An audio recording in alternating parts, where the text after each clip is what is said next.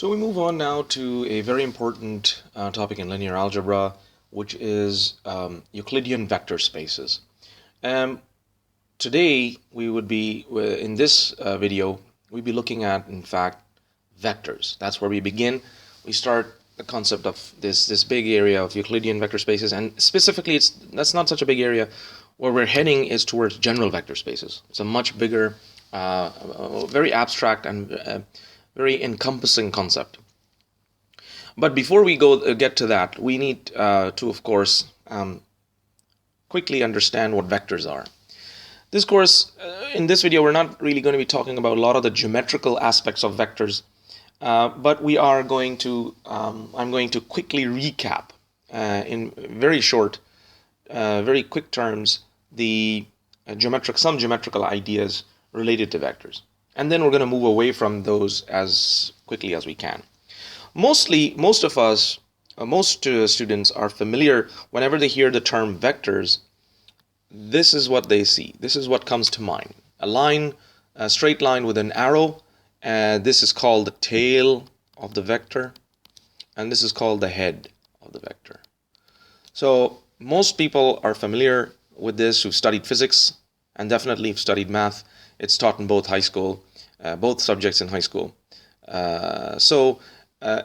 Whenever we think of the term vectors, this is the first thing that comes to mind. A vector is a quantity that has both direction and magnitude, as opposed to scalars, which are simply magnitude only, are described by magnitude only. Now, and then you have all the others like velocity and force and so on and so forth, acceleration, different concepts usually coming from physics. But here, what I need you to understand is that, for instance, if we have two vectors, u and v. Now, one thing to please understand is these underlines.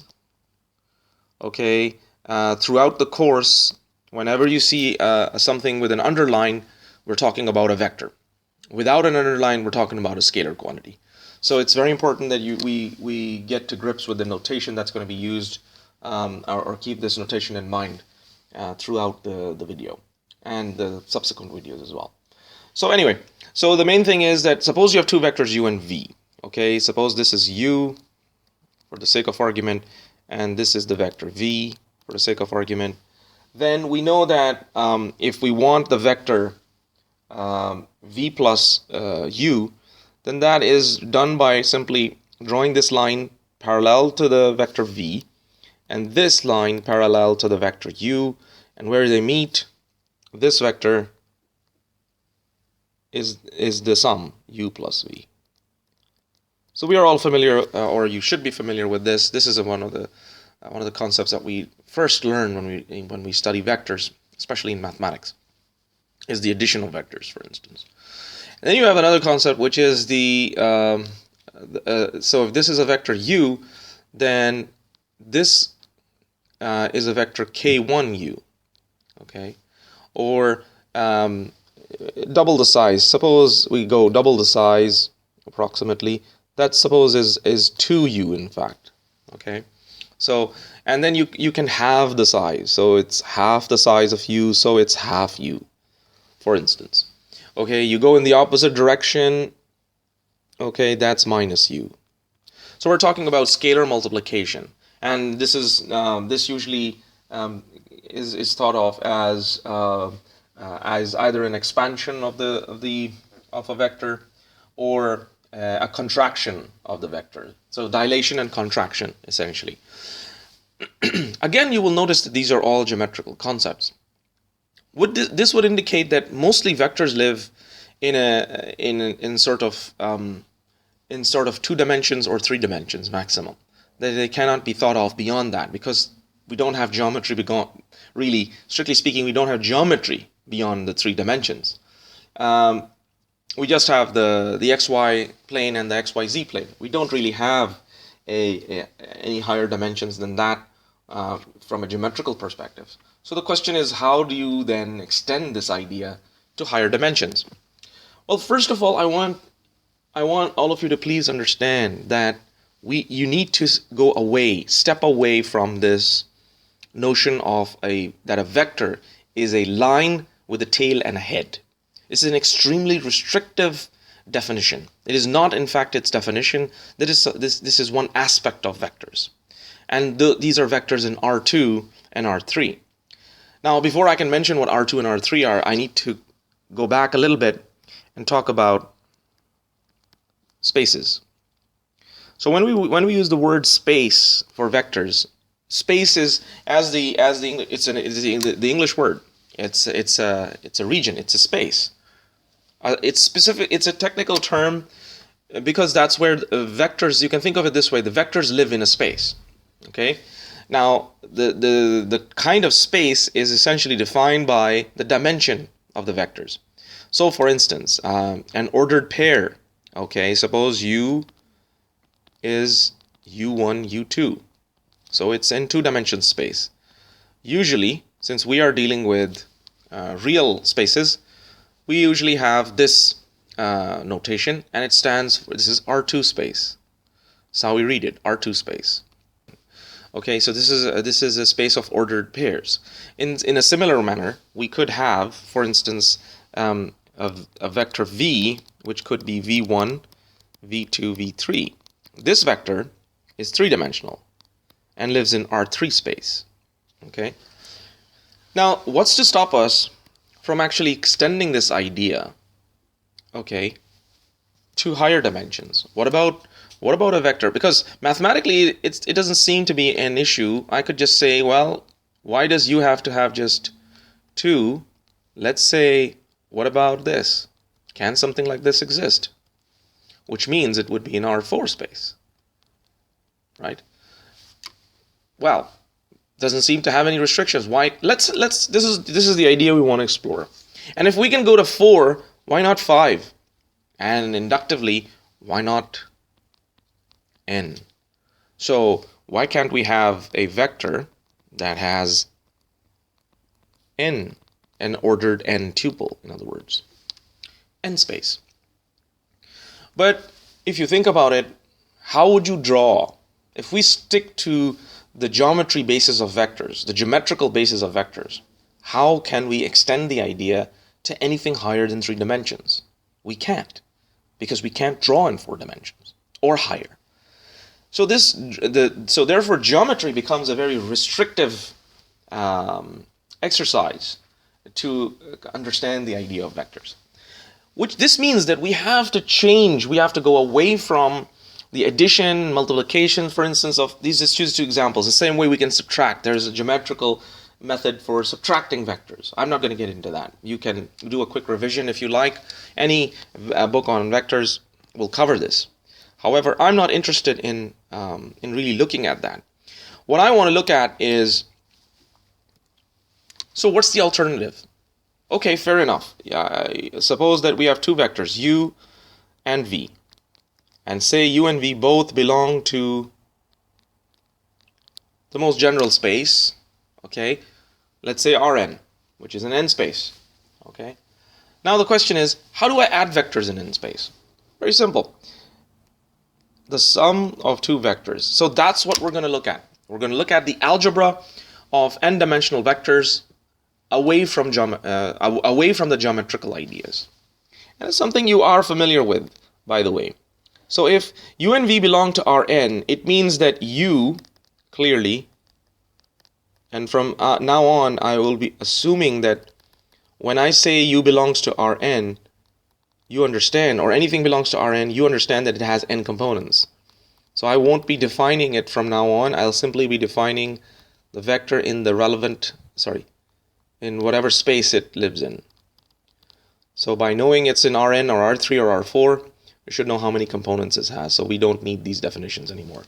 However, as this is just a start, I will just specify these 2 vectors, U and V, as having n components. So what is U plus V then? Well, U plus V is simply adding the respective components. So it's U1 plus V1 plus U2 plus V2 up to Un plus Vn. As simple as that. Doesn't require geometry. By the way, it is still consistent with the geometrical ideas in 2 and 3D. Okay? And by the way, in 3D, geometrically to do it is not possible, really. You cannot do it by hand. It is extremely difficult. Okay, it will be approximate. It cannot be accurately measured. The only thing we can really do is to keep it in 2D. But anyway, this idea, on the other hand, stays away from the geometry. You do not have to draw the vectors. You can't draw them. Another thing I'd like to mention myself, and you will not necessarily find it in textbooks, is my own understanding is that one of the most important things to learn when one studies linear algebra, especially this part of linear algebra, is the concept of abstractness in mathematics. So far, most of the concepts that you've been studying are clearly things you can visualize because you can sketch them. Okay, all the functions you studied can be sketched. Calculus, everything can be sketched. Tangents, whether it's a tangent or as an area under the curve, whatever it is, everything can be visualized. However, in the case of vectors and n-dimensional vectors, sometimes, not always, it is not possible to visualize the vector because geometrically we cannot draw them. However, there are other ways to interpret n-dimensional vectors, or a 5-dimensional vector, or a 6-dimensional vector. We will see these cases as we study general vector spaces later on. But for now, what is important to understand is that you have to stay away from the sort of visual cues we are used to, or the visual justifications, or the visual verifications that we are very used to. One of the senses we so depend on heavily is now no longer usable. So we have to dispense with this and try to see in an abstract form, much more abstract way, and trust the mathematics, in fact. So we have to trust the rules and regulations that the algebras that we're going to be looking at is how the algebra of vectors, and trust that algebra completely. So just like I said, so this addition, we trust that, fair enough, we can verify this geometrically in 2 and 3D, but what's the verification for higher dimensions? It's only mathematical. It cannot be a geometrical substantiation of the idea. Anyway, that's one of the things I wanted to mention just in passing right now, but it's an important philosophy to keep in mind as you study vectors, and especially general vector spaces coming up very soon. The other thing we want to look at is, for instance, scalar multiplication, which I just showed you earlier in R2 and R3, in fact. So Ku, which is multiplying, where this is a scalar quantity, in fact. Okay. So Ku would then become each component is multiplied by K.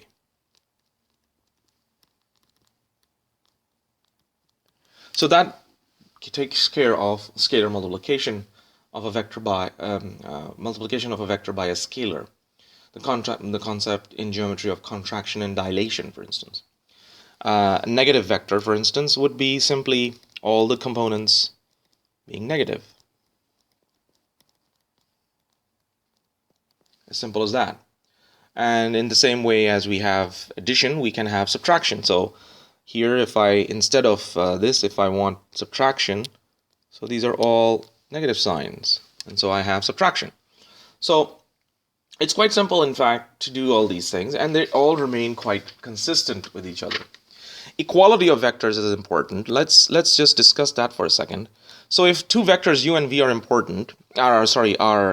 equal, that means that all their components must be equal. So this implies that we have the scalar equations u1 equals v1, u2 equals v2, and un equals vn.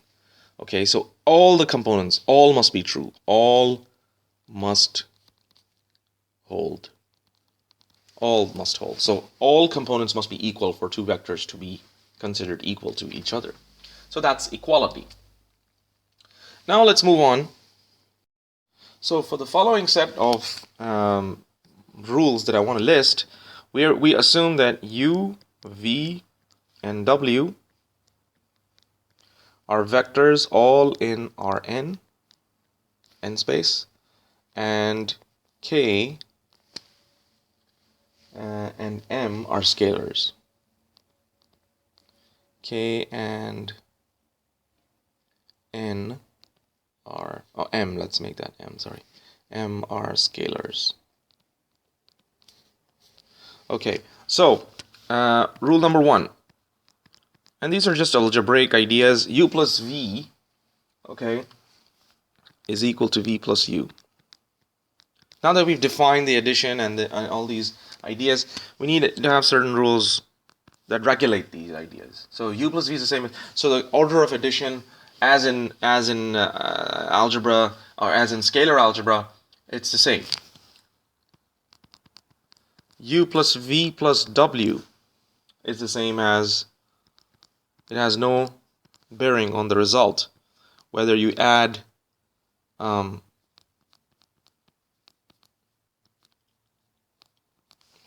u with v first or you add v with w first. Okay. And the concept of the zero vector. So the zero vector, of course, being commutative, that's the same as u plus 0 plus u is equal to u.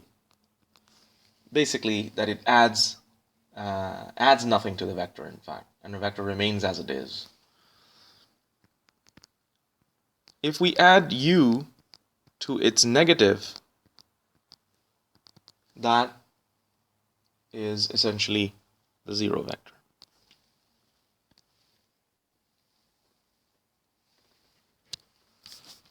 Another rule, now we turn to rules regarding the scalar multiplication. So if we have k multiplied by the sum of two vectors, then a straightforward distributive law follows. The k multiplies into the two vectors separately. It's quite straightforward and obvious. On the other hand, if the sum is that of two scalars multiplying into a vector, again, the distribution is rather straightforward. It is simply ku plus mu. Straightforward as well. And the last and final rule right now, for the time being, when we multiply u by the scalar 1, it simply gives us the vector back. So we get u. Alright, so those are some of the rules. Other important rules to keep in mind, a few others. For instance, 0, in the same way when we multiply the scalar 0 by the vector u, it gives us the zero vector. So it's important to keep that in mind. Okay, because remember that scalar multiplication means every component is multiplied by the scalar quantity. Okay, any scalar multiplied by the zero vector will still give us the zero vector. Okay, and the last one we look at for now is a negative number, or -1 multiplied by the vector u gives us the negative vector u. Okay. So those were the algebraic operations associated with vectors, some simple ones. Now we move on to another idea, which is a concept of linear combinations. So let's say that W belongs to the vector space Rn. Let's also say that there are some other vectors, V1, V2, and Vr, up to Vr, that also belong to Rn. Okay, I've chosen R deliberately, not N. This is, keep in mind, this is R here chosen so that it's different, in fact, from this N here. Okay, so we can have any number of vectors, in fact. Okay, as long as it doesn't exceed N. Usually we would like to stay within the N. We'll talk about that concept a little later, but for the time being we are assuming that this R is within N. Anyway, so we have these R vectors, okay, that belong to Rn. Then sometimes it may be possible to write W as a scalar multiple combination of these vectors V. So I'm not saying it's always possible. That's not what the idea is about. The idea is that sometimes it may be possible that we can express W as a combination of the vectors v1, v2 up to Vr. Okay, whenever that is possible, we say that W is a linear combination. We've seen this concept before in matrices, if you remember. In fact, in solutions of systems, is a linear combination of V1, V2, VR. Okay, so that is what we call a linear combination. So in other words, one vector can be expressed as a linear combination of other vectors. Quick example of this, just to demonstrate how this idea works. For instance, if you look at the vector 2, 2, 2, for the sake of argument, okay, that vector can be expressed as 2 times 1, 1, where both 2, 2 and 1, 1 belong to R2 space. So that means that 2, 2 can be expressed as a linear combination of 1, 1. Another thing is, for instance, you could also do this. 2, 1, 0 plus is also equal to twice 0, 1. So that means that 2, 2 is a linear combination of 1, 0 and 0, 1. Okay, or is a linear combination of 1, 1, for instance. So that is basically what a linear combination is. The only thing you have, remember, the flexibility is not to change the components of the vectors, but simply to multiply them by scalar values, scalar constants. Last idea we want to look at for now, very quickly, again sticking with some notation, is that any vector u, which you have seen so far, belonging to Rn. So if u belongs to Rn, usually we write it, I've been writing it like this, and this is what you have been familiar with as well. It is also possible to express u in column vector form. Okay, u can be expressed as a column matrix. This is a column matrix. Okay, or it could also be expressed as a row matrix.